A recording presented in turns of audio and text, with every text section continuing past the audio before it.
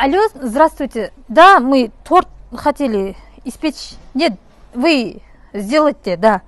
Да, у меня это жена брата день рождения, да. Она такая... Капризная, да, женщина. Она не такая. Вот есть же кошка маленькая. Вот она миленькая, потом вырастает, она так когти мяу делает. Она такая, да. Нет. Да, Чылзай.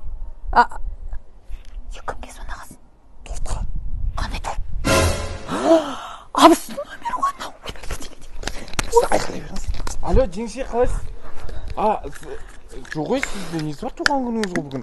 Просто сізге сюрприз жасаймын деп бір орыс апамен ұрысып қалды жеңшем. Қазір звондаймын, аха, жақсы. Жеңше, бір нәрсе торт өзіңіз пісіре салсайшы. Өзі пісірмесек, мен пісіреді ау. Пісіреді. Қарамайсың ба номерге?